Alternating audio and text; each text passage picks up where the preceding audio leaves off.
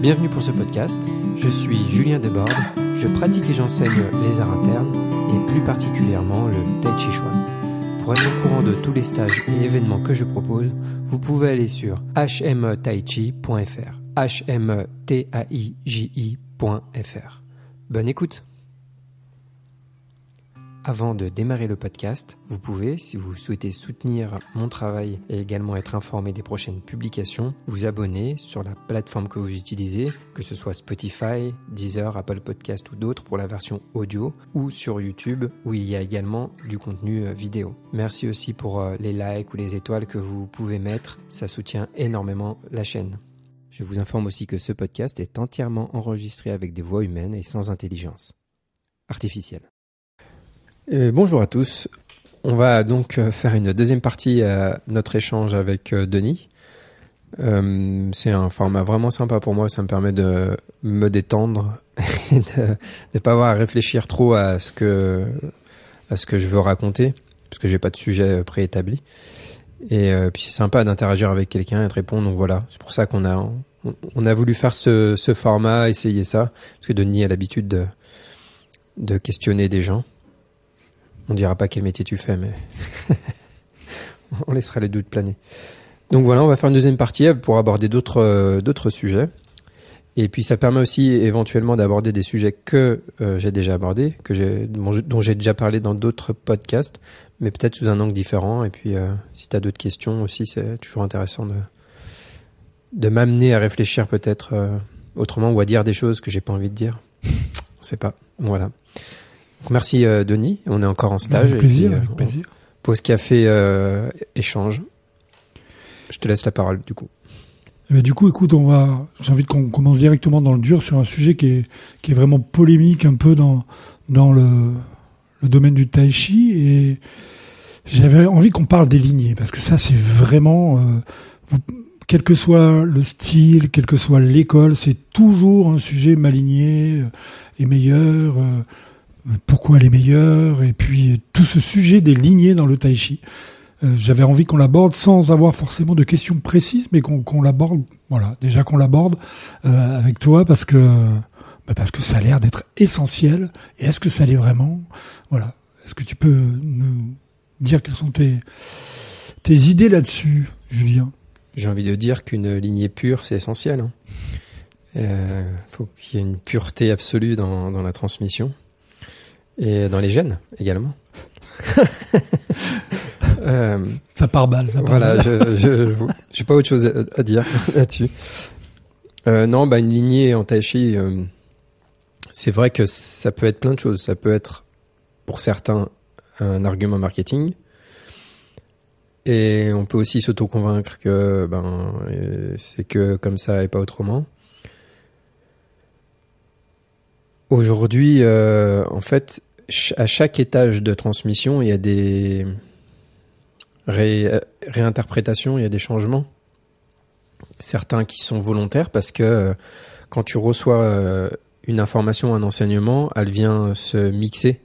Même si on dit il faut pas mixer, justement parce que déjà de base tout seul ça se mixe. Pourquoi ? Parce que un entraînement te transforme. Mais donc, il n'y a pas que l'entraînement qui te transforme, il y a ta vie, il y a tout ce que tu fais aussi à côté. Donc, le même entraînement va avoir un impact chez moi, même si, là, si je prends comme exemple ce qu'on fait à HME, ça va ouvrir tout le monde dans tous les cas, etc. Mais ça va pas prendre exactement la même forme, parce que j'ai pas le même corps, j'ai pas la même histoire, j'ai d'autres pratiques, j'ai pas le même esprit, etc., etc. Forcément, chaque disciple héritier, comme si on parle de lignée vraiment officielle, chaque disciple héritier va recevoir la transmission déjà pas forcément au même moment et au même âge. C'est-à-dire que le maître n'a pas forcément le même âge quand il transmet au disciple. Donc selon l'âge, le moment auquel on apprend avec un maître, on va peut-être pas apprendre exactement la même chose déjà. Donc ça va prendre une autre forme. Donc en fait, à chaque étage, qu'on le veuille ou non, ça a beau être une lignée officielle, etc. Au final, l'enseignement, il va pouvoir changer, il va pouvoir être perverti pour le meilleur ou pour le pire. Mais du coup, effectivement, quand on est quand le maître initial est 3 générations avant et qu'on se réclame de cette lignée-là, du coup, ça a presque pas tellement de sens finalement. Enfin, on peut imaginer qu'effectivement le savoir initial, il y a une partie qui a été transmise, mais quand tu évoquais déjà sur une seule vie d'un seul maître, son savoir évolue et sa transmission évolue. Donc si on imagine après, c'est un peu le téléphone arabe, hein, finalement, non? Enfin, oui, exactement. Je me fais l'avocat du diable un peu. Mais... C'est de ça que, oui, c'est une manière de le dire, le téléphone arabe. Oui et non. Parce que d'un côté, donc ce que je dis, c'est que forcément, ça prend une forme différente. Que en plus, quand tu regardes, hein, toi, t'as déjà vu ça, je pense, dans un de mes cours, quand je demande à quelqu'un de répéter ce que j'ai dit, c'est déjà déformé. Quand on regarde avant qu'il y ait Internet, etc., donc les possibilités d'apprendre à distance, d'avoir des vidéos, etc., de filmer. Avant, forcément, il y avait des transformations, mais on s'en rendait pas compte. Maintenant, c'est ça qui est cool, surtout quand on a des vidéos et qu'on peut vérifier, du coup, on a exactement la même information. Donc, c'est plus facile de garder une trace. Il y a d'autres problèmes inhérents à la technologie, mais bon, pour ce côté-là, c'est bien. Donc, on va avoir d'un côté la méthode, l'enseignement, la transmission qui prend une teinte différente selon chacun. Mais d'un autre côté, la lignée, elle donne l'information. C'est-à-dire que si tu as réussi à garder la même information, mais même là, c'est très vite perverti. Donc, c'est pas évident. Mais disons que dans l'idée, dans l'idée et l'idéal, quand je dis je suis officiellement de telle lignée, c'est-à-dire que chaque génération a transmis. C'est-à-dire, il y a un maître qui a dit, OK, toi, c'est bon. T'as la bonne information, t'as la bonne méthode, etc. Le suivant a dit la même chose, donc normalement 10 générations après, si on était dans un monde idéal et qu'il n'y avait pas de téléphone arabe, c'est pas raciste quand je dis ça. On va faire gaffe maintenant. J'ai entendu quelqu'un parler de ça justement. Je sais pas pourquoi. Non, nous on va considérer que c'est une expression du langage commun. Peut-être je mettrai un bip. J'ai pas le temps. Ouais, donc en fait, quand si on était donc dans un monde idéal et qu'il n'y avait pas ce phénomène-là, eh ben on pourrait se dire de Yang Luchan à moi, si moi je suis dans l'idée où moi je suis quelqu'un qui a reçu l'enseignement de manière officielle, eh bien j'ai exactement la même information moi que Yang Luchan a donné à son enfant, parce que au départ donc c'était que dans la famille, dans le cadre de la famille.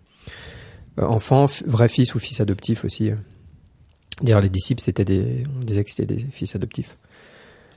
Sauf que si tu regardes les faits, qui peut dire aujourd'hui, moi j'ai le même enseignement que... Moi j'ai entendu les mêmes informations que Yang Luchan il a donné. C'est délirant de penser ça.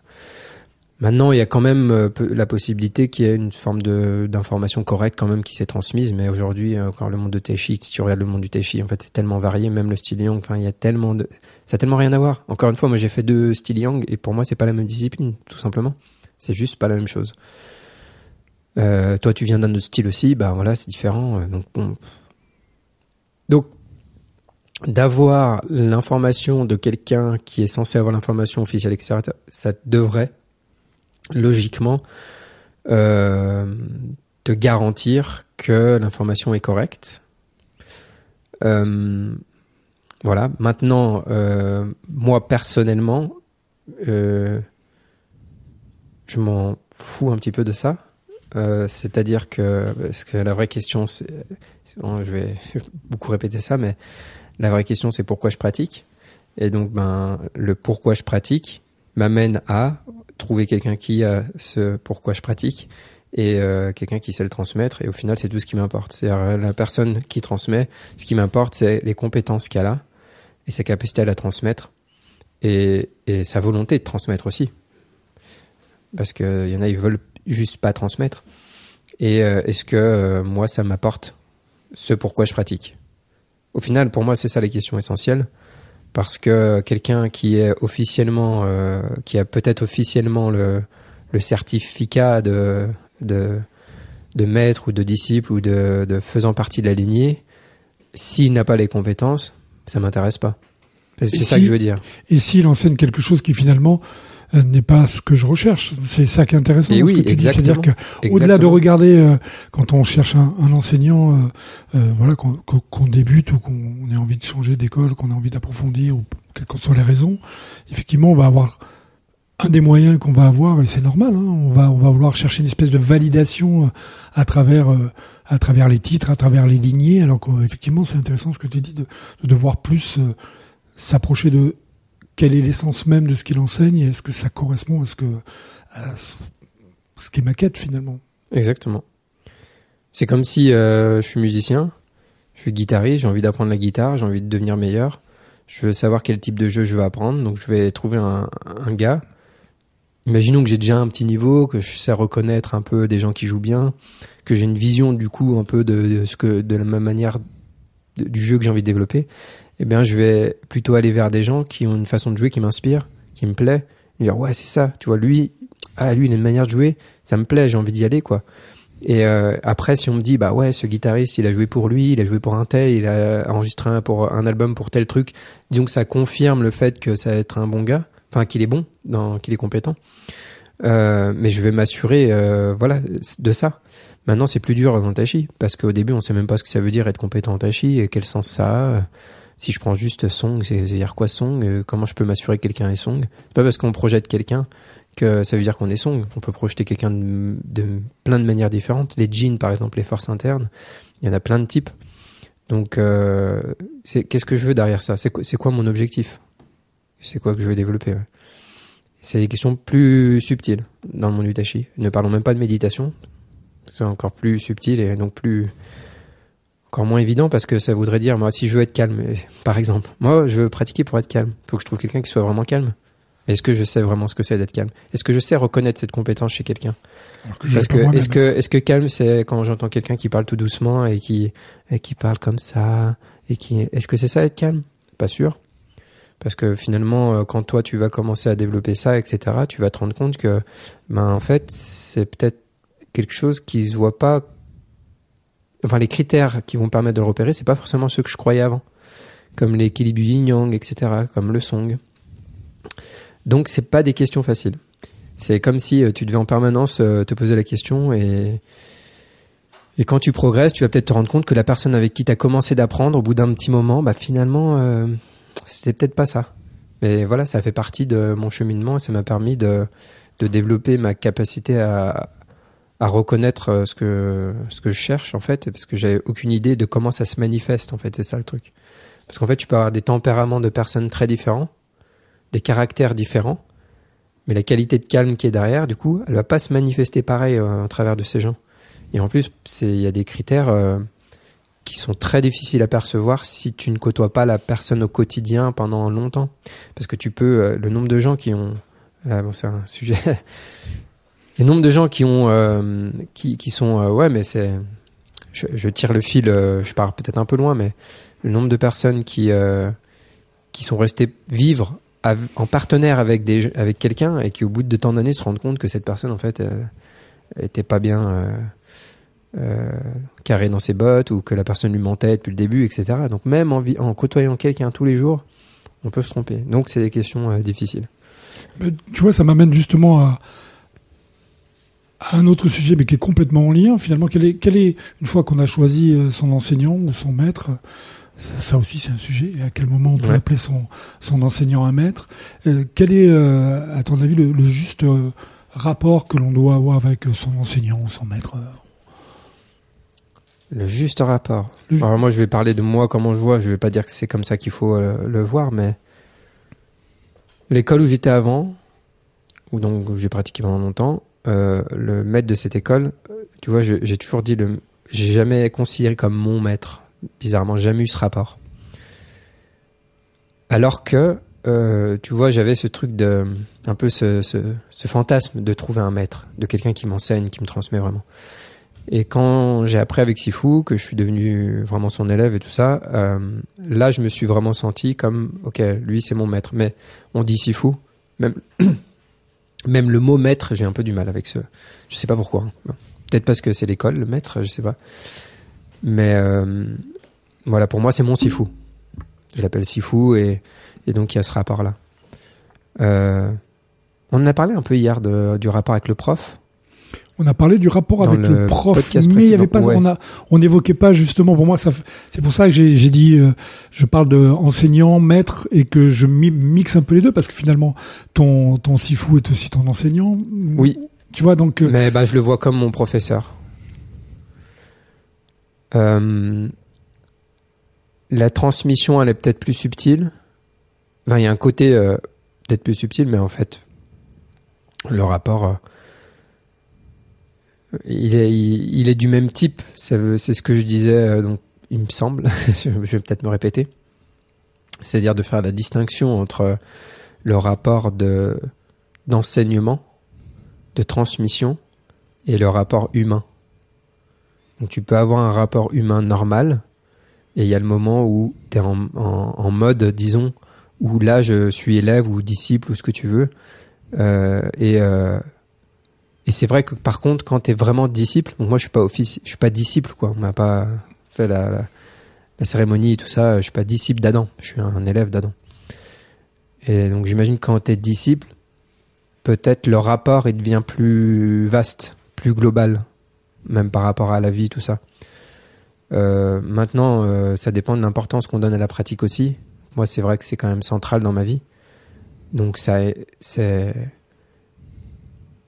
a forcément un impact énorme. Par exemple, tout ce que va pouvoir dire Adam va avoir un impact pour moi, forcément. Alors ça veut dire quoi ? Je te coupe, mais ça veut dire qu'il y a une forme d'abandon à la parole de l'autre, de vénération. Non. Ah bah non, puis c'est pas mon style. Je suis pas du genre à terme mon sens critique, tu vois. Mais par contre la capacité à... Je te prends un exemple tout bête. La première fois que j'ai vu Adam, donc je me considérais pas comme son élève, puisque c'était le premier workshop. Moi j'apprenais dans une autre école, voilà. Mais de tout ce que j'avais vu jusque-là, de ce que j'avais compris, de ce que j'avais l'impression de reconnaître chez lui, c'est sûr que je le considérais comme quelqu'un de bien plus avancé, évidemment en tai chi, mais en méditation, et donc au-delà de bien avancé, je le considérais comme un maître dans le sens qu'il a maîtrisé les choses, tu vois. À des années-lumière de toi déjà. Voilà, c'est ça. Donc à partir de là, quand il a dit, par exemple, le premier truc qui m'a questionné, c'est quand il a dit de pas croire les sensations, que les sensations nous mentent. Et moi, à cette époque-là, je parlais beaucoup de sensations en musique, de ressenti, etc. Donc, j'aurais pu réagir comment ? J'aurais pu réagir en mode qu'est-ce qu'il raconte, etc. Mais moi, ma réaction, ça a été de dire ah, là, il est en train de contrarier quelque chose que je pense, mais c'est un gars qui est compétent, notamment en méditation, qui comprend l'esprit bien mieux que moi. Donc, je vais y réfléchir. En fait, en gros, tu vois, c'est comme ça que je le vois. C'est-à-dire ni je dis mais il dit n'importe quoi ce gars-là, vas-y, qu'est-ce que c'est, voilà. Ni je dis ah oui, d'accord, Adam, tu as dit ça, d'accord. Non, je me dis oh, ok, c'est un gars bien plus compétent, donc ça mérite réflexion. Et loin, bien, il me serait jamais venu à l'idée de faire oui, Adam, yes, but, tu vois, c'est juste, il a dit un truc. C'est pas moi qui vais remettre en question ces années d'expérience, tu vois, parce que des fois, je vois qu'on fait ça avec moi. Alors, je dis pas que moi, je suis, faut pas remettre en cause ce que je raconte, hein, mais quand tu apprends avec quelqu'un sur un domaine spécifique, tu pars du principe que cette personne a une expertise plus approfondie de ce domaine d'expertise. Donc, à partir de là, quand il te dit un truc qui concerne ce domaine, tu te dis, ok, je vais y réfléchir. C'est ma manière de voir les choses. Bon, maintenant, en vérité, ce qui s'est passé, c'est qu'une seconde plus tard, il a montré que, en fait, tu pouvais être tordu et croire que t'étais droit. Et donc, il vient de faire la démonstration qui, tout de suite, m'a fait, bah, en fait, il a raison, c'est vrai que, ouais. Et du coup, après, tu déploies cette pensée et tu réfléchis et tu constates par toi-même, est-ce qu'il avait raison, est-ce qu'il avait tort? Et en fait, ça crée que, ah bah ouais, il avait raison. À chaque fois que tu fais ça, tu augmentes ta confiance dans ce qu'il raconte. Et petit à petit, bah moi, ce qui s'est passé en tout cas, c'est que mon rapport de confiance en son enseignement a grandi. Puis après, toi, tu pratiques toi-même, tu vois les effets que ça a sur toi, ça augmente ta confiance, tu vois les effets sur les autres, ça augmente ta confiance, tes élèves, ça augmente ta confiance. Et au bout d'un moment, bah voilà, après, ça veut pas dire que dès que je l'entends, Je pars du principe qu'il dit les choses correctes. Ça m'est déjà arrivé. Et donc là, sur d'autres sujets, je suis pas forcément d'accord avec ce qu'il raconte. Ça m'est arrivé de voir des posts et de faire là je suis pas d'accord. Et parfois c'est en anglais, et parfois quand ça sort du cadre, des fois je regarde même pas spécialement en fait. Mais ça m'arrive d'être en désaccord avec lui, il y a pas de souci, et tu peux même lui dire. Enfin, il y a aucun problème. On n'est pas du tout dans un truc où tu peux pas être au désaccord. Toi, on n'est pas dans le type d'école où t'as pas le droit de dire que t'es pas d'accord avec lui, etc. Au contraire. Ah bah, tu vois, c'est intéressant puisque j'avais envie d'aborder un sujet qui est complètement en rapport avec tes derniers mots. C'est une question que moi j'ai rencontrée, un piège dans lequel j'ai pu tomber moi, et j'imagine que peut-être d'autres, en cherchant son professeur ou même en étant avec son professeur, d'avoir tendance à regarder justement dans ce libre arbitre, de vouloir conserver un peu ce regard avec du recul sur son professeur, de se dire bon, est-ce qu'il est parfait là, ah mince, là je vois un défaut là, est-ce que le reste est crédible, être un peu dans cette posture de chercher là où il y a de l'incohérence, ou là où tu le sens pas si avancé que ça, et du coup finalement la question finale qui se pose, c'est est-ce que celui vers lequel tu te tournes pour l'enseignement doit être parfait à tes yeux pour te faire avancer un peu, beaucoup et même très loin. Ça veut dire quoi parfait déjà, tu vois, c'est une grosse question. Et ouais, à mes yeux, parfait à mes yeux, ça veut dire quoi, tu vois? Est-ce que mon idée de la perfection est vraiment pertinente? Probablement en fait, pas, mais effectivement. Voilà, du coup, si tu commences à juste te poser cette question, déjà, voilà, ok. Donc, moi, je dirais plus, alors, et ça va recadrer, je pense, avec ce que tu demandes, c'est, je veux pratiquer pour être plus cool. Est-ce que mon prof est cool? Donc, je regarde, ça veut dire quoi, être cool? Et là, je reviens à ce que je disais tout à l'heure, c'est très difficile parce que ce que je pensais, il y a plein de gens, et surtout sur les réseaux, par exemple, aujourd'hui, parce que si tu veux regarder, par exemple, comment est Adam et que tu peux pas être avec lui, tu peux regarder sur les réseaux un peu ce qu'il dit, comment il est, comment il répond aux gens. Et tu peux, il y a des gens, j'ai déjà vu moi des gens commenter en disant ouais, c'est pas la peine de s'énerver et tout. Alors que Adam, il est pas du tout énervé. Enfin, faut le connaître un peu. C'est pas parce qu'il dit ce qu'il pense de manière claire, mais tu sais, c'est comme si, imaginons, on vit dans un monde où tout le monde ment. Hein, on imagine. Hein. On vit dans un monde, tout le monde ment pour jamais être méchant. Du coup, on crée une fausse perception de la gentillesse. D'accord? Et donc, si quelqu'un, à un moment donné, ne ment pas et dit la vérité, oh, c'est vachement agressif ce que tu dis. Tu vois? On va prendre ça comme ça. C'est juste un exemple pour illustrer, pour extrapoler l'idée. Et donc, quand on vit dans un monde où on n'a aucune idée de qu'est-ce que ça veut dire d'être vraiment ouvert, etc., on va prendre des éléments qui sont pas du tout révélateurs en fait, et on va penser que ça veut dire que parce que moi je suis vachement tu vois, je perçois vachement bien les choses, hein. Donc quand je lis un message, je vois bien que derrière en fait il est agacé, il est énervé. Bon, on m'a déjà dit des trucs rien à voir avec mon intention de quand je l'ai mis, tu vois. C'est des gens qui sont, et c'est encore plus difficile je trouve sur les réseaux. C'est pour ça moi j'aime pas trop épiloguer, écrire des longs messages et tout, parce que je vois les messages qu'on me répond des fois, je fais waouh, mais c'est tellement pas du tout ce que j'ai dit. Mais même là, hein, je parle et chacun réinterprète à sa manière. Donc, je pense que faut y aller avec parcimonie, regarder ça, réfléchir, se poser des questions, prendre du recul, etc. Et se dire, ok, moi, ma limite, c'est, par exemple, si je vois qu'Adam, il est vraiment méchant avec quelqu'un, tu vois, ou qu'il est vraiment malveillant, ou qu'il dit un truc qui est vraiment... je sais pas, un truc vraiment raciste dans le sens où tu vois où c'est évident. Aujourd'hui c'est compliqué parce que cette question, pour un tout pour rien, on dit à quelqu'un qu'il est nazi, quoi. Enfin je vois ça tellement du coup ça peut être un peu compliqué, mais si vraiment il dénigre quelque chose, qu'il est méchant avec quelqu'un, enfin qu'il a une mauvaise intention ou quelque chose comme ça, là ça me posera vraiment question. Maintenant voilà, il y a un podcast, mais je crois pas qu'il soit sur YouTube. Il parle de méditation, ou quelqu'un, on lui parle de ses vêtements, par exemple. il y a des gens qui vont le reprocher de comment il s'habille. Genre comme si, quand tu es spirituel, tu es censé t'habiller d'une certaine manière. Tu vois, ça n'a aucun sens. Comme si, en fait, parce que tu t'habilles tout en blanc, avec un petit collier de perles, ça y est, t'es spirituel. Et donc, on est dans un monde où on va associer l'apparence. Moi, par exemple, j'ai des gens, ils préféraient mes cours avant parce que j'avais la tenue et que je faisais moins de blagues et que, tu vois, il y avait un truc, donc ça faisait plus taoïste, ça faisait plus... mais pour moi, le tai chi était vachement moins bien. Ce que je transmettais était beaucoup moins bien. On n'apprenait pas à lâcher prise, etc. Après, j'ai changé. Il n'y a plus le style derrière. Mais par contre, ce que je transmets maintenant profondément pour moi est bien plus profond et va beaucoup plus loin et plus sincère. Mais par contre, il n'y a pas l'apparence autour. Donc, si on se réfère à l'apparence, ben, on se trompe, quoi. Donc, ça demande du temps pour voir que derrière, il y a vraiment quelque chose. Et c'est pour ça que des fois, je casse exprès l'image et l'apparence.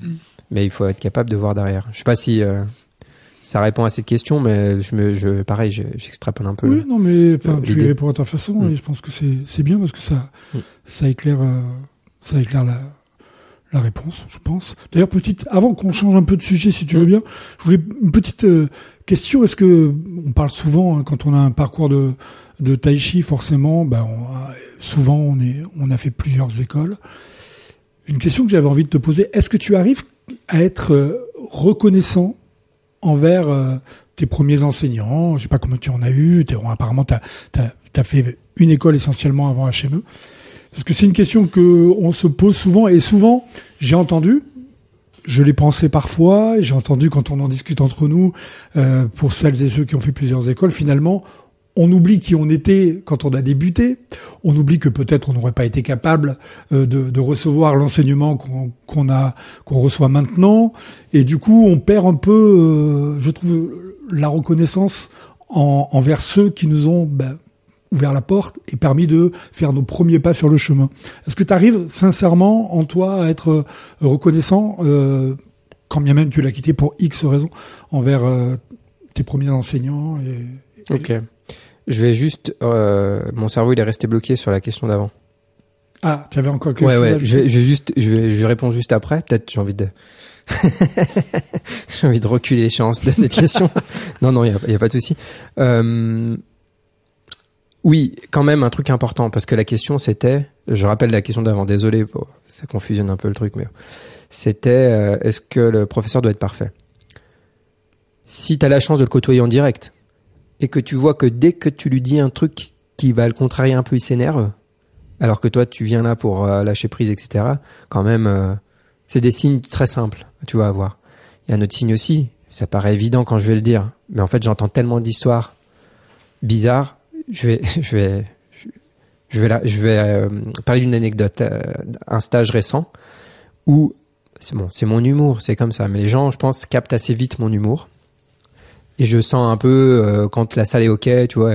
Et des fois, je passe, puis je regarde, je fais, ça c'est nul, ça c'est nul, ça c'est nul, ça c'est nul. Alors je précise que c'est vraiment dit avec des pancartes. Quand tu le dis, il y a vraiment. Oui, normalement. C'est clair que je vois tout le monde qui rigole. Hein. C'est pas sans rire. Hein, voilà, si je vois quelqu'un qui commence un peu, tu vois, un peu à se figer parce que je raconte ça, je vais le voir, et je fais, je rigole. Hein. Mais en général, là, par exemple, la dernière fois où c'est arrivé, je vois bien tout le monde rigole de bon cœur parce que tout le monde a bien compris, vu les blagues que j'ai fait avant, que voilà, c'est de l'humour. Et puis quelqu'un m'a dit, faire gaffe quand même, parce que les mots, ça peut faire du mal. Il me parlait d'un prof qui disait à ses élèves qu'ils étaient nuls et qu'il y en a, ils sont un peu traumatisés, tu vois, à force. En fait, il y a l'intention derrière, il y a comment c'est fait, et est-ce que c'est fait dans le temps? Est-ce que c'est un rabâché chaque semaine? Et que, en fait, peu importe ce que je vais raconter, n'importe lequel de mes mots peut faire écho à une histoire chez toi qui a été blessante. Et après, tu vas dire, Julien, faut qu'il fasse gaffe, parce que quand il dit ça, maintenant, en fait, c'est toi qui es en train d'être blessé. Donc, vois peut-être ce qu'il faut travailler chez toi. Et regarde, est-ce que Julien, il a été méchant? Est-ce qu'il a été... Je peux être maladroit, peut-être, ça arrive. Sûr. Moi, je pense que ça, c'est des choses, tu peux pardonner un peu à ton prof s'il est un peu maladroit, si c'est pas tout le temps, s'il est pas, voilà. Là, pour le coup, moi, je ne regrette pas. Je pense pas avoir été maladroit. J'ai bien vu la réaction des gens, etc. Et puis, on est là pour lâcher prise. Et des fois, je fais exprès de titiller un peu. C'est, ok, ça t'embête là? Juste, je viens et je te regarde. Ça t'embête ça? Faut que tu relâches, faut que tu songes. Et je pense que c'est assez clair. Donc, chose évidente, c'est là où je voulais en venir. Si ton prof, il te rabaisse, si ton prof, il t'humilie, si tu te sens mal avec ton prof, etc., plutôt que de te plaindre, arrête, change de prof. C'est aussi simple que ça, en fait. Moi, j'ai du mal à comprendre.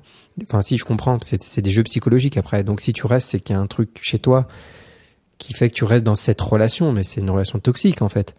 On m'a raconté des histoires, mais incroyables. En tout cas, pas positives, sans parler, elle est pas forcément toxique en tant que telle. Mais elle peut. Ça et peut. On connaît plein d'histoires, hein. Si tu restes, alors que le gars, il arrête pas de t'humilier, de te dire que t'es nul et de te rabaisser, etc. Ou des fois même, il va pas faire ça, mais c'est plus subtil encore. Mais que tu te sens mal à l'aise à chaque fois parce qu'il est pas bienveillant avec toi, etc. Et même si le mec tu n'as rien à reprocher avec ton prof, mais que t'es mal à l'aise à chaque fois que tu le vois, soit t'arrives à faire un travail sur toi pour comprendre pourquoi, soit change, arrête, en fait. C'est pas une relation de transmission saine, en fait. Donc, à mon avis, hein. C'est-à-dire que moi, si je suis pas bien avec le prof avec qui j'apprends, j'arrête, je change, je vais trouver un autre enseignant. Même si c'est difficile de trouver un autre enseignant. Mais j'ai entendu des histoires, je te jure. Mais je crois qu'il y en a une, on en reparlera après. Je crois que c'était la première fois que t'es venu. Il y en a qui nous racontaient un truc, mais le gars, avec les élèves, c'était une folie, quoi. Lui, il a fini par partir du stage, mais t'as des gens qui restaient, qui sont, ils ont plein d'élèves, ils se comportent comme ça. Dans tous les domaines. C'est dingue. Dans tous les domaines du développement personnel, il y a des histoires absolument folles. Ouais. On va pas rentrer dans les arts martiaux, etc. Bah oui, parce que ça attire forcément. T'es dans une recherche d'aller mieux, etc. Donc tu peux avoir une fragilité et donc tu te retrouves sur. Pardon, je te coupe, mais justement, c'était aussi le sujet précédent sur l'enseignant, le maître. C'est-à-dire que oui, c'est ça. Pas mal de gens qui cherchent une forme de maître qui va les guider et qui va leur enlever une forme de réflexion sur où dois-je aller, comment dois-je y aller. Ouais, ça m'arrive, et quand je prends des anecdotes personnelles, en général, c'est plus pour donner une idée de on est pareil, hein. Donc si je vois quelqu'un, il est en train de projeter sur moi quelque chose de non mais détends-toi, c'est bon. Tu vois, on parle là normalement, quoi. Il y a pas donc si je vois ça, détends-toi. Il faut enlever ce truc-là, si possible. Moi j'étais tétanisé, le rapport prof-élève, quand j'étais face à face avec mon prof de chant indien les premières fois, j'étais dans un état parce que voilà, je voyais bien toutes mes projections. Il fallait aller chercher ses sentiments profonds devant lui. Donc t'es face à face assis, et là il te fait et toi faut que tu fasses avec des sentiments. Ah, c'était impossible. J'étais là j'arrivais pas à connecter du sentiment. Dans cette perspective où t'as quelqu'un qui est en face de toi, qui te regarde, je te raconte pas, quoi. Quand comme je pratiquais beaucoup, des fois, tu sais, quand tu fais la forme, on disait, vas-y Julien, les autres te suivent. Et comme ça, le prof, il peut corriger, tu vois. Moi, je me mettais à trembler, dès qu'on me mettait un petit peu au centre de l'attention, ou dès que je faisais du travail avec ma prof. Donc, je vois bien, en fait, ce qui peut se passer dans ce type de rapport. Et j'ai beaucoup observé ça chez moi et avancé sur le sujet, donc je vois bien. Donc quand je fais des choses, je sais potentiellement ce que ça peut créer, les malaises éventuellement. Donc petit à petit, on veut lâcher prise avec ça et changer ça, quoi. Mais on le change pas en l'évitant. On peut pas transcender ça en l'évitant, quoi. Donc je veux casser ce truc-là. Tu projettes quoi chez moi? Arrête. On est juste deux humains, arrête de projeter ça. Par contre, t'es élève, je suis prof. On est clair avec ça. Mais voilà, ça s'arrête là. Donc c'était le sujet d'hier, ça j'en ai déjà pas mal parlé. Là c'est inversé, mais toi quand tu es élève de la même manière. Exactement. Quand tu es élève. C'est mais qu'est-ce qui se passe? C'est bon, c'est juste un prof. Peut-être tu crois quoi? Il est parfait. Comme on dit, il fait caca tous les matins comme toi. Et voilà, quoi. Et après, par contre, ça t'empêche pas de reconnaître, purée, il est trop fort. En fait, ça devrait être comme, je sais pas, t'apprends le tennis, l'autre il est trop fort en tennis. Ah ouais, il est trop fort. Je peux reconnaître qu'il est trop fort, qu'il est super bon. Ça veut pas dire que c'est mon gourou, quoi. Et d'un autre côté, il est super bon, ça veut pas dire que je le laisse avoir la main sur moi ou avoir une, tu vois. Il faut clarifier ce truc-là, quoi. J'espère que ça a été bien clarifié pour ceux et celles qui nous écoutent. Et par contre, je m'inspire de ses compétences et des aspects. Même moi, je peux être inspiré d'un ami, je peux être inspiré tu peux être inspiré de ton prof, mais ça veut pas dire que c'est un bon entraînement d'ailleurs. Ouais, je trouve que c'est un bon entraînement c'est un autre sujet. Allez, on va pas s'embarquer parce qu'on revient sur la question qui était. La question qui fâche. Qui était, non pas du tout. Est-ce que je peux ressentir de la gratitude je vais te dire ce que je ressens sincèrement. Je ressens de la gratitude pour ma professeure. Pas pour l'école, pas pour le système, pas pour le maître de cette école et tout ça. Mais pour ma professeure, vraiment, je ressens de la gratitude, oui. Parce que, en fait, si ça avait été quelqu'un d'autre, peut-être que j'aurais pas eu le goût au tai chi. Et peut-être que je n'aurais pas poursuivi, en fait, tout simplement. Donc, même si, voilà, je remets souvent en question plein de choses et que c'est pas comme ça que j'envisage les choses, n'empêche, en termes de méthodologie et de pratique pure, n'empêche que humainement, elle m'a énormément appris. Elle m'a fait du bien dans sa manière d'être avec les gens, etc.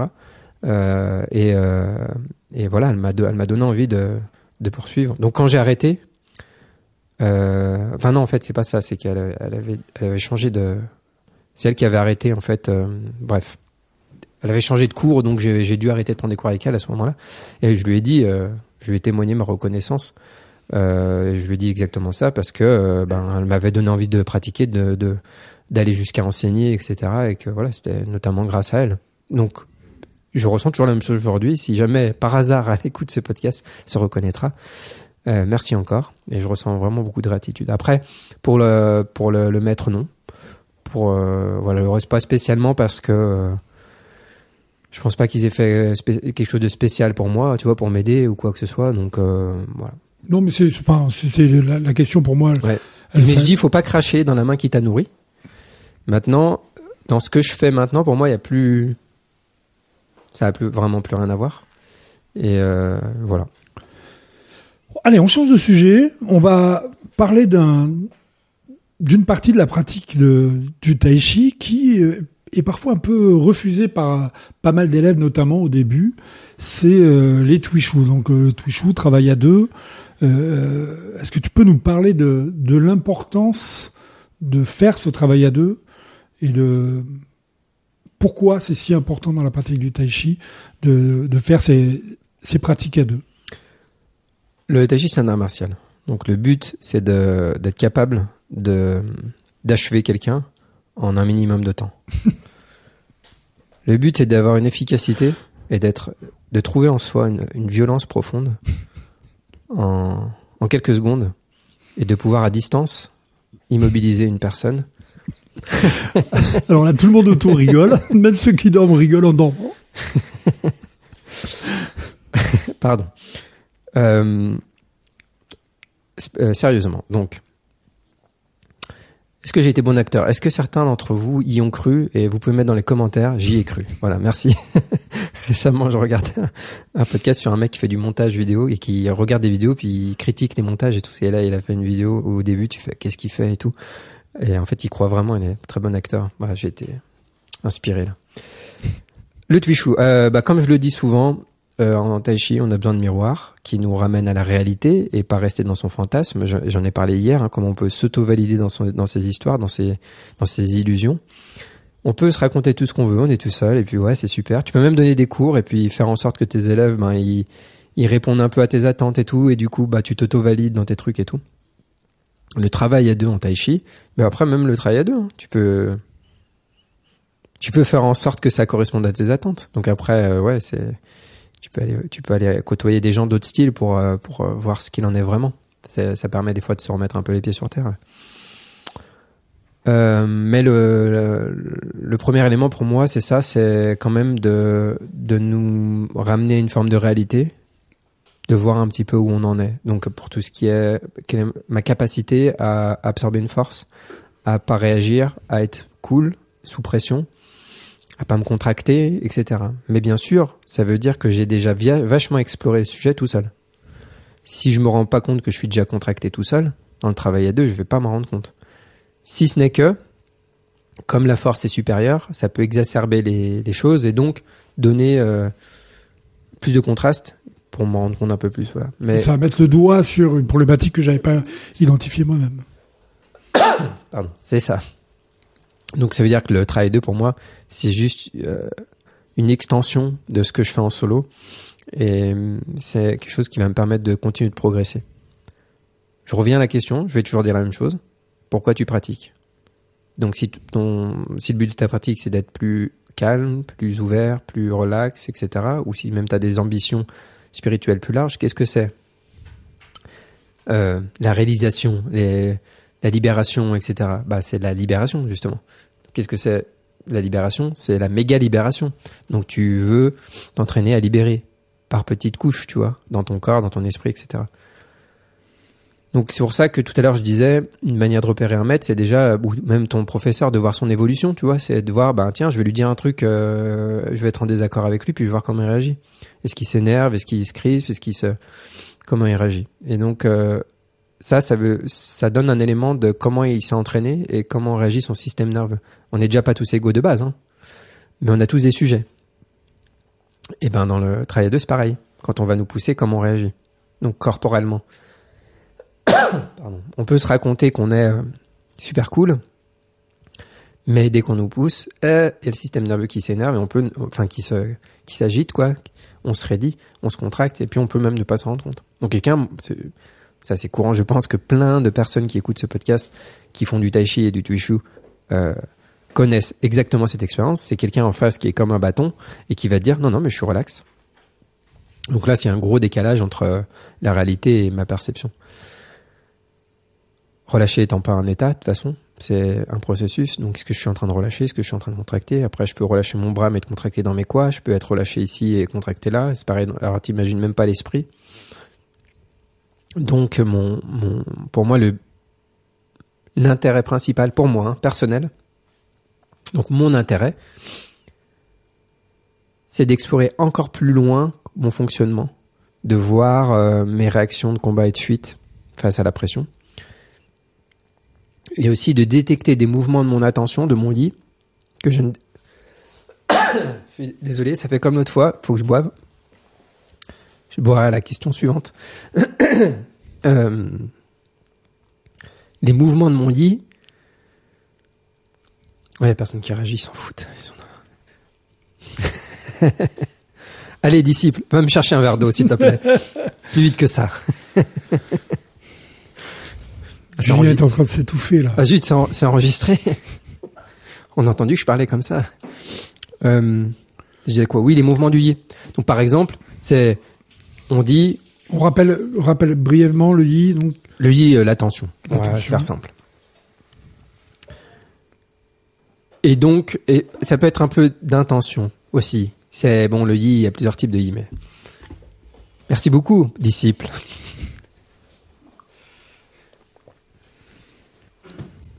Ah, ça va mieux, je me sens renaître.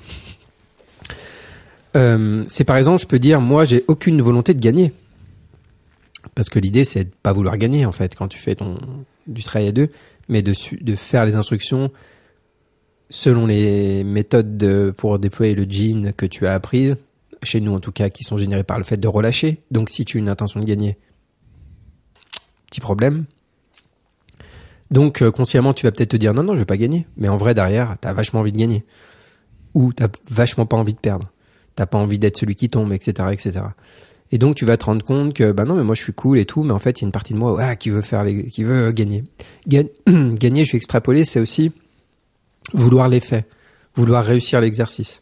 Et dès que tu es dans cette idée, dis donc. Oui. C'est l'encens, ça. Ça gratte la gorge. Donc, tu nous disais qu'effectivement... Dès que t'es dans cette idée, de vouloir réussir l'exercice, t'es pas en train de faire l'exercice. Donc, t'as une partie de ton attention qui est dans autre chose. Donc, tu vas rassembler cette attention, arrêter de faire ça, etc. Donc, le travail à deux, ça va vraiment te permettre de te rendre compte de ça. Puis de voir dans quelle mesure tu restes intègre, ça veut dire que ta structure reste correcte, même sous pression. Est-ce que tu arrives à rester intègre sous pression? Ou est-ce que tu pars dans d'autres trucs, etc. Donc, c'est un super travail pour ça. Et puis, au-delà de ça, moi, je trouve ça super fun. C'est très agréable. Et donc, amener du fun dans notre pratique aussi, c'est quand même vachement cool. Et puis, c'est social comme pratique. Même si on n'est pas censé se raconter notre vie pendant qu'on pratique, mais ça crée de l'interaction. Et ça, c'est chouette. Puis au-delà même du travail tai chi pur, tous les éléments que tu as donnés et que tu évoquais, je trouve que c'est aussi une forme de thérapie gratuite permanente, quoi. Dans ton rapport à l'autre, au toucher, et on voit bien d'ailleurs à quel point pour certains débutants notamment c'est compliqué. Et c'est salé quand on est face à quelqu'un avec qui on sent on n'a pas forcément envie de pratiquer avec lui, on doit quand même y aller. Et tout, c'est vraiment des formes de thérapie express, j'ai envie de dire, concrète. Ah oui, c'est clair. T'as les mains dans le cambouis, comme on dit. Ouais. Je me rappelle, je fais une petite analogie, mais c'était quand je donnais des cours de guitare, mais ça m'avait fait la même chose. J'avais un élève qui était venu prendre des cours particuliers et la manière dont je le faisais travailler, je le mettais en face de difficultés psychologiques, disons. Pas des trucs graves, tu vois, mais voilà. Et il me dit, ça fait 10 ans que je suis en psychothérapie, je travaille là-dessus. Sauf que là, il avait beau travailler là-dessus, quand il est en face de moi, je lui dis, là, c'est cool parce que t'as le nez dedans. Donc, on va travailler maintenant, là, du coup, le nez dedans, quoi. Et c'est chouette, et effectivement, hier, tu m'as demandé pourquoi je pratiquais, je te dis que je voulais faire un travail sur l'esprit. J'ai jamais vu un psy de ma vie. Je dis pas que c'est ce que doit faire tout le monde. Ça dépend des besoins, et des gens qui ont vraiment besoin d'aller voir un psy, certainement, que ça leur fera du bien. Mais moi, du coup, j'ai jamais eu besoin, et aujourd'hui, avec le recul, cette manière de pratiquer, elle a porté ses fruits, quoi. Elle m'a apporté ce pourquoi je pratiquais. Je pense être quelqu'un de beaucoup plus stable, équilibré aujourd'hui, même psychologiquement, mentalement, que je l'étais avant. Et c'est clairement la pratique du tai chi, de ce tai chi là vraiment particulièrement, qui m'a apporté ça et qui continue de me l'apporter, quoi. Voilà, donc le Twishu, effectivement, t'es là, ça va loin, hein. Le tai chi, ça va loin, mais la pratique à deux, quand tu l'abordes comme ça et que tu le prends comme ça, ouais, ça amène loin, c'est puissant quand même. Après, tout ce qui est compétition de Twishu, etc., moi, c'est pas mon truc en termes de tai chi pur et de ce qu'on veut développer en tai chi. Le seul intérêt pour moi qui me ferait participer à un truc, à une compétition, à des choses comme ça, c'est plus de voir où j'en suis mentalement. C'est même pas pour montrer mes compétences ou quoi que ce soit, ce serait plus pour dire, ok, comment je réagis quand on me pousse, etc. Là, ce qui est chouette, c'est que là, j'ai quand même plein de gens qui viennent en stage qui sont d'horizons différents. J'ai des gens très expérimentés, d'autres styles, etc. Et donc, ça me donne quand même un regard pas mal sur les compétences que j'ai développées, puis sur ma manière de réagir à différentes façons de pousser, etc. Tu vois, entre quelqu'un qui a jamais rien fait, quelqu'un qui a jamais rien fait mais qui est costaud, et quelqu'un qui est expérimenté en tai chi ou dans d'autres domaines, etc. Et en fait, moi, si j'arrive à rester tranquille, cool et calme, j'ai gagné. En fait, elle est la vraie victoire, en fait. Si tu restes attentif et que tu restes dans ce que tu dois faire, et pas, c'est la victoire pour moi, elle est pas dans ça y est, j'ai projeté le gars, etc. C'est pas le résultat du face à face entre guillemets qui importe le plus, c'est la façon dont tu l'as géré intérieurement. Et si tu étais dans la consigne, dans ce que tu recherches profondément, tu gagnes à chaque fois. Ouais. C'est comme si en musique tu viens à un concert et t'as gagné si t'es resté cool, que t'as pris du plaisir, que t'as bien senti les choses, et t'as passé un bon moment, tu t'es exprimé, et voilà. Et même si t'as fait des fausses notes, tu t'es trompé, t'as fait des trucs et tout, et là, pour moi, j'ai gagné, entre guillemets. Par contre, si j'ai joué parfait, j'ai fait aucune fausse note, tout a été nickel, mais j'avais un balai, j'étais coincé, et voilà, j'ai perdu. Dans un sens, c'est juste une manière de parler. Une image, il n'y a pas de gagné ou de perdu, mais c'est en fait pourquoi tu fais ça. Parce qu'en fait, j'avais la même question, hein, c'est au cœur de tout ça. Dans la musique, je disais pareil des fois aux gens, je fais, mais pourquoi tu joues de la musique? Pour ça? Voilà. Tu joues pour te faire plaisir? Fais-toi plaisir. Si t'es en train de te prendre la tête, tu joues pourquoi en fait? Parce que tu sais, t'oublies le propos de départ. Mais pourquoi tu l'oublies? Oui, parce que on a une histoire, on a une psychologie, on s'est construit d'une certaine manière. Donc voilà, t'as des choses psychologiques qui viennent se foutre en travers du chemin. Mais justement, rappelle-toi pourquoi tu le fais. En posture, t'es obligé de te rappeler sans cesse pourquoi tu fais ça. Par exemple. Je sais plus quelle était la question. Non, mais on y a répondu, t'inquiète. J'ai dû répondre, ok. On a parlé des Twishu. Je voulais parler d'autre chose, puisque c'est un sujet qu'on a beaucoup abordé entre nous, entre pratiquants de l'école. Voilà, on a, dans cette petite famille HME qui se crée ici en France, on a des amis sont en couple, et puis il y a des enfants qui arrivent, et puis tout ça, finalement, fait que on aborde ce sujet lors des discussions entre nous, et je trouve que c'est un sujet qui peut être élargi à tous celles et ceux qui commencent à inclure le tai chi dans leur vie, quelle qu'en soit l'importance, l'intensité. C'est finalement comment on inclut cette pratique-là dans notre vie. Voilà, on a toujours l'impression qu'il faudrait faire plus, pas plus. Est-ce qu'on doit pratiquer un peu si on n'a qu'un peu de temps? Toutes ces questions-là, en termes d'organisation. Alors c'est un sujet vaste, mais pareil, je veux pas le fermer parce que je pense que c'est dans nos vies à nous une problématique au départ qui est vaste. Quand on demande à Sifu quand est-ce qu'il faut pratiquer ou sur l'organisation, il dit more. Ça veut dire plus. Donc ça veut dire juste le plus que tu peux. Et ça, c'est difficile à entendre souvent quand on est en cours et que je vais dire le plus que tu peux. On me dit ouais mais je peux pas. Bah si, tu peux le plus que tu peux. La phrase c'est le plus que tu peux. Ah mais je peux pas. Bah si. Écoute bien la phrase. Le plus que tu peux. Mais tu sais, il y a un truc qui a du mal à rentrer. Parce qu'en fait, nous, on a une idée de ce que ça devrait être. Donc, on n'entend pas la phrase « le plus que tu peux », on entend la phrase de « le plus que j'aimerais dans mon idéal faire ». Mais non, la phrase, c'est pas « le plus que tu aimerais dans ton idéal ». La phrase, c'est « le plus que tu peux ». Donc, tu relâches le plus que tu peux, tu tournes le plus que tu peux, sans corrompre le squelette et les alignements, par exemple, tu vois. Et en fait, c'est ça, vraiment, la vraie réponse. Donc, le plus que tu peux, et tu regardes les autres choses de ta vie qui prennent du temps et tu fais avec. Et maintenant, je reviens à la question. Pourquoi tu pratiques? Est-ce que tu pratiques, entre autres, pour rendre ta vie meilleure? Et donc, ouais, je crois que c'était Paul. Tu me parlais de ça, du podcast avec Paul McIntyre. Je sais pas exactement comment se prononce son nom. Je suis désolé si je prononce mal. Qui est donc enseignant à Tokyo. Chez moi à Tokyo, un élève avancé de Sifu, et je crois qu'il dit un truc du genre si tu considères que ta famille est un obstacle à ta pratique, peut-être c'est un problème. Il le dit pas comme ça, mais oui, c'est comme ça que je l'entends. Mais est-ce que tu pratiquerais pas plutôt pour vivre mieux avec ta famille? Bon, moi, j'aime bien le formuler comme ça. C'est transformer les choses au lieu de se dire ok, moi j'ai envie de pratiquer comme ci, comme ça, j'ai envie d'être comme ça, j'ai envie d'être cool, mais bon, ma famille c'est un frein, elle m'empêche d'être cool.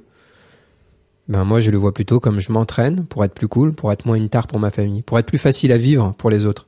Plutôt que vouloir faire en sorte que les autres soient plus faciles à vivre pour moi et qu'ils s'adaptent à tous mes désirs, j'essaie de faire en sorte d'être plus facile à vivre pour les autres, notamment ma famille.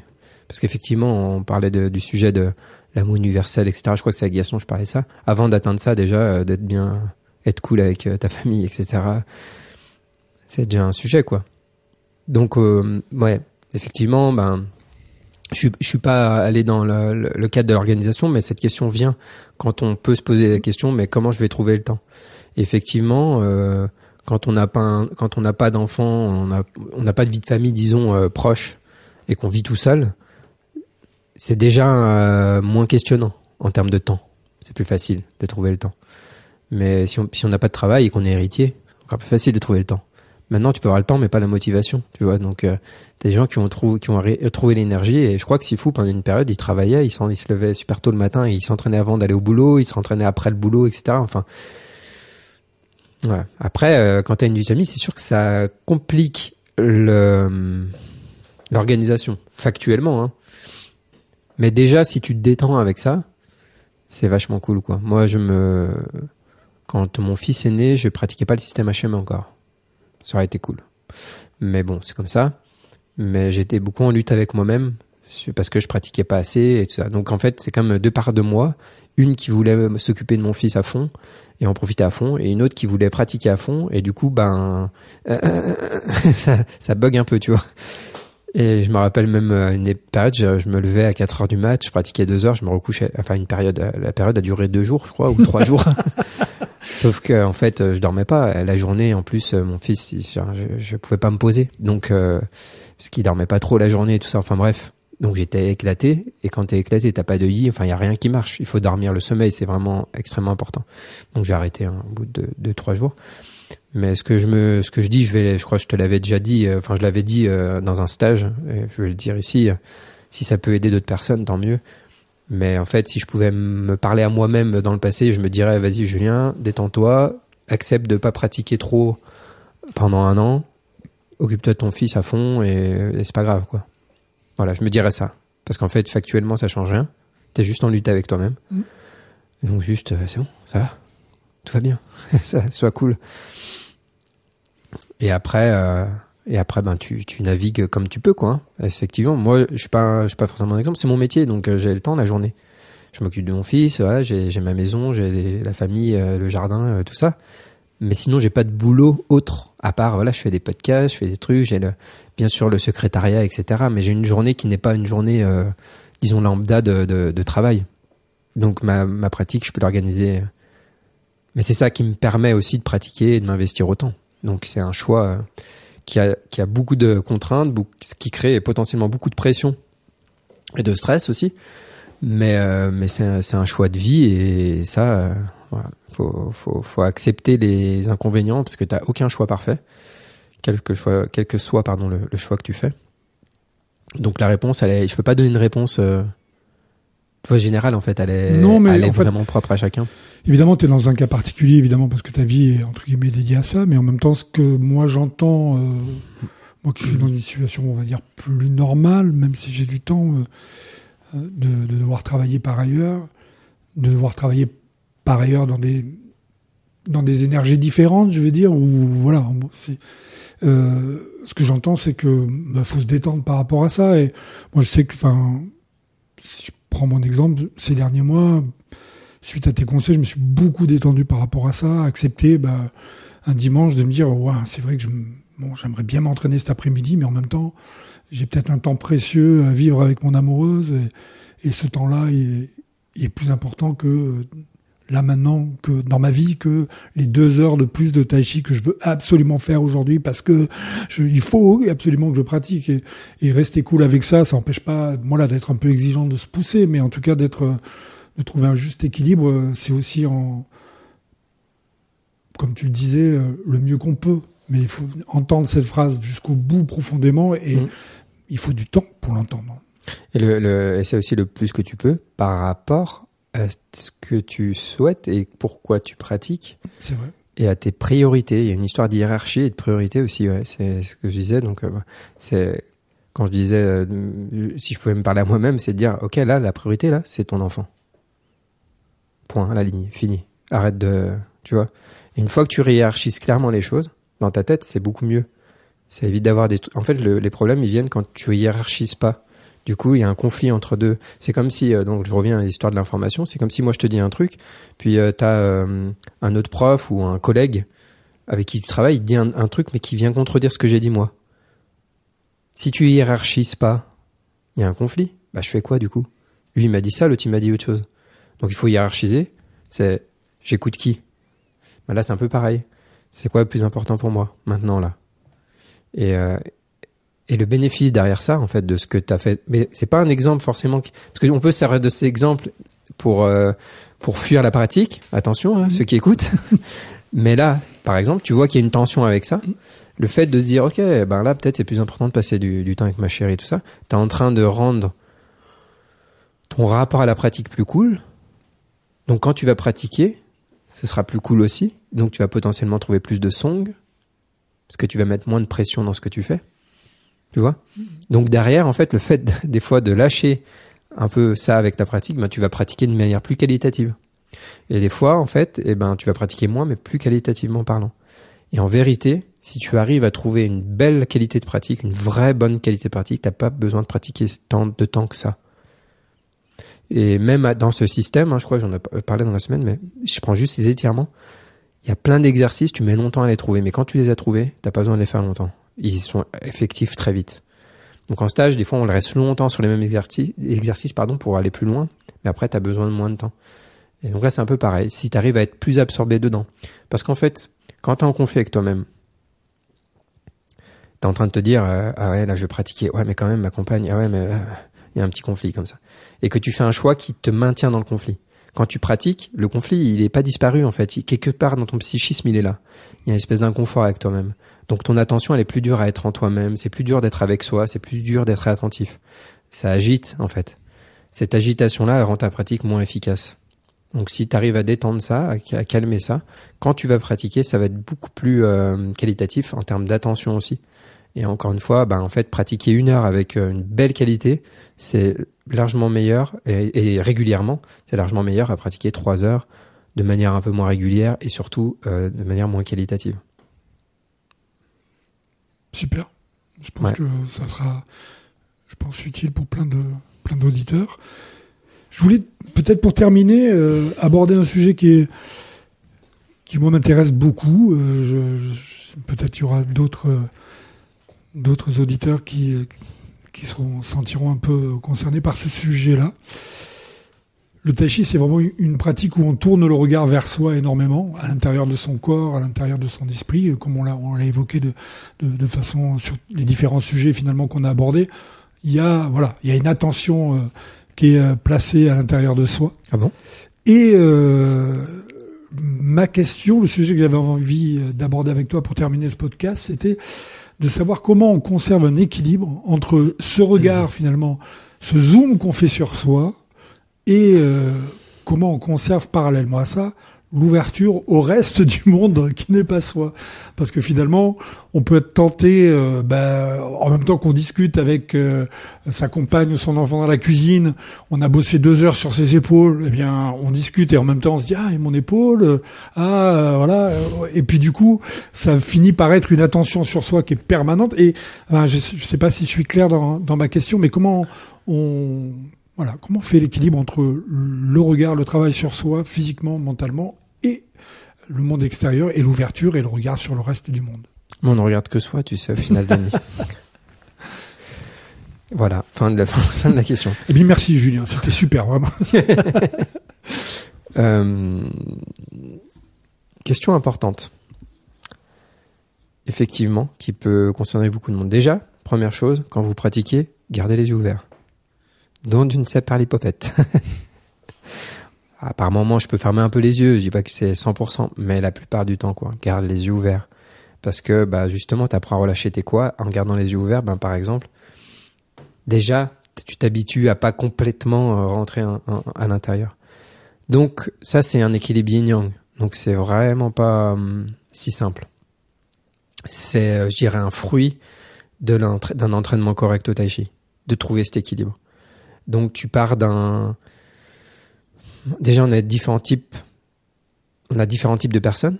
Des gens qui sont intériorisés, d'autres extériorisés. Quand on est intériorisé, en général, c'est intériorisé dans notre blabla interne, en fait. C'est pas dans le corps, c'est pas dans le silence, c'est dans le blabla interne. Donc, même quand on est là avec ok, je relâche mes épaules, en fait, une partie de nous est surtout dans notre blabla interne. Quand tu arrives à vraiment être silencieux avec toi-même, et d'être juste en toi-même et de relâcher par exemple tes épaules, ça pose pas de problème. Tu peux relâcher tes épaules et écouter quelqu'un en même temps parler, parce que ça demande pas, c'est pas un blabla. Par contre, quand tu relâches tes épaules, en réalité, t'es en même temps en train de te blablater dedans. T'as du mal à être attentif à ce qui se passe à l'extérieur, à écouter ta compagne, etc. parce que t'es en train de blablater. Tu vois? Mais en fait, on blablate tellement. On est tellement habitué à blablater intérieurement qu'on se rend même pas compte qu'on blablate tout le temps intérieurement. Comme on est tellement habitué à se contracter qu'on se rend pas compte qu'on est contracté. Tu vois, ça fait partie des habitudes. Mais quand tu trouves le silence, après, juste relâche tes épaules. Par contre, si t'en fais un gros sujet, genre, il faut vraiment que je relâche mes épaules parce que, et là, du coup, ta compagne, je te parle, mais t'es là, t'es vraiment là. Ah oui, pardon, hop, j'étais dans mes épaules. Non, t'étais pas dans tes épaules. T'étais à moitié en train de te blablater, en fait. C'est un peu la même chose que le sujet précédent, c'est le conflit, finalement. Et du coup, ça crée un conflit, oui. Bah oui. Mais alors que si t'arrives, vraiment à être en silence, y a pas de conflit. Je peux, et je t'écoute. Ou alors, je vais relâcher mes oreilles pendant que je t'écoute, tiens. Comme ça, je reste... Mais moi, souvent, je dis qu'une bonne manière de cultiver l'attention, c'est d'écouter quelqu'un, même quand ça ne nous intéresse pas. Et que ça peut être une forme d'affection et d'amour qu'on donne aussi, d'écouter quelqu'un qui parle d'un sujet qui ne nous intéresse pas, et particulièrement nos proches. Parce qu'on est d'accord que c'est pas parce qu'on aime quelqu'un qu'on est toujours intéressé quand elle nous parle. C'est pas très sympa ce que tu as dit là. C'est pas très sympa, mais c'est la vérité. Moi, mon fils, des fois, il me parle de sujets, c'est des sujets d'enfants, et je suis pas toujours intéressé à fond par ce qu'il dit. Mais c'est ok, c'est pas grave, je t'écoute quand même. Tu vois, je mets mon attention et j'écoute et je m'entraîne à être présent. Et moi, c'est particulièrement difficile pour moi, pas d'écouter mon fils, hein, mais d'avoir cette disposition, parce que la pratique, je pratique tellement que tu vois, c'est tout le temps là, et bah voilà. Enfin, il y a d'autres choses aussi, mais qui sont propres à chacun, en fait, des choses qui nous occupent l'esprit, mais c'est des choses qui occupent l'esprit qui rendent difficile l'attention. Ça et le manque de sommeil, bien sûr, quand on est fatigué, juste, faut dormir. Mais sinon, en fait, c'est ça. Tu dis, ouais, mais là, je suis dans mes quoi, donc je peux pas écouter. Non, t'es pas vraiment dans tes quoi. T'es en train de réfléchir que t'es dans tes quoi, ou t'es en train d'imaginer que t'es dans tes quoi, ou t'es en train de te dire qu'il faut être dans ces quoi, ou t'es en train de te dire qu'il faut les relâcher, ou je sais pas quoi. Mais quand tu commences à identifier qu'en fait, il y a du blabla qui vient avec, juste regarde une séance de posture. Combien de temps de silence il y a intérieurement? Posez-vous tous la question ici, là. Sur tout le temps de posture, combien de temps de silence il y a eu dans votre tête? Posez-vous la question. Peut-être pas tant que ça. Je préfère me pas poser. Et en fait, c'est important. Song, c'est pas blablabla. Donc c'est autre chose qu'il faut lâcher. C'est le dialogue interne aussi. C'est une forme de tension, c'est une forme de crispation. Et c'est là où on peut voir des réactions aussi. Quand on réagit, la fuite, blablabla. Donc déjà, ça pose moins de problèmes du coup, parce que tu peux être dedans et en même temps attentif à l'extérieur. Parce qu'effectivement, si tu pratiques et que tu es toujours dedans, et que tu fermes les yeux, et que tu vas à l'intérieur de toi, et que tu te coupes tout le temps du monde en fait, et que pour relâcher, il faut tout le temps se couper du monde, bah t'es plus en interaction avec les autres, donc ça te coupe... Non, super. Je sais pas si ça répond bien à la question. Mais carrément, enfin, je trouve que... Enfin, moi, je la résumerai, et tu me diras si j'ai bien compris. Non, c'est pas du tout ça. S'il y a du blabla, c'est pas bon. Non, je pense que la réponse a été, pour moi en tout cas, très très claire. Elle est vite répondue. Donc mais justement, je pense que c'est pas forcément nécessaire d'en dire plus. En tout cas, il me semble que ce sera. Et puis si peut-être pour certains, ça aura d'autres questions, ils pourront les poster dans les commentaires. Et tu pourras y répondre par ailleurs. Peut-être. Mais merci Julien. Avec plaisir. On a abordé encore plein de sujets. Bah surtout merci à moi merci à moi. le mec autant oui, je me remercie moi-même parce que de toute manière, qui remercier d'autres. C'est un lapsus révélateur. Tu vois l'importance que je me donne. Faut que je travaille sur moi encore beaucoup. Merci à toi, Denis, parce que tu me donnes l'opportunité de parler autrement, comme je le disais au début, donc c'est cool. Un chouette échange. Donc merci beaucoup. À bientôt, au revoir. Voilà, merci. Merci encore à tous. Et puis, je vous rappelle que vous êtes les bienvenus dans ces super stages j'allais dire à Jérusalem. C'est une blague... qu'il faut que j'explique, parce que j'habite dans un endroit qui s'appelle Jérusalem. C'est pas le nom du village, mais c'est un lieu dit, du coup, voilà. Écoutez, je vous souhaite à tous une très bonne pratique, profitez bien, et à bientôt. Merci encore à toutes les personnes qui me soutiennent sur Tipeee, et je vous rappelle que pour vous abonner au cours en ligne d'Adam Missner Discover Tai Chi, vous pouvez utiliser mon lien d'affiliation qui est en description ou sur mon site hmetaichi.fr et vous aurez, en vous inscrivant, accès à un mois gratuit. Je précise aussi que ce cours est sous-titré en français, donc n'hésitez pas à essayer ce cours en ligne. Vous avez un mois gratuit sans engagement. Très bonne pratique à vous et à bientôt.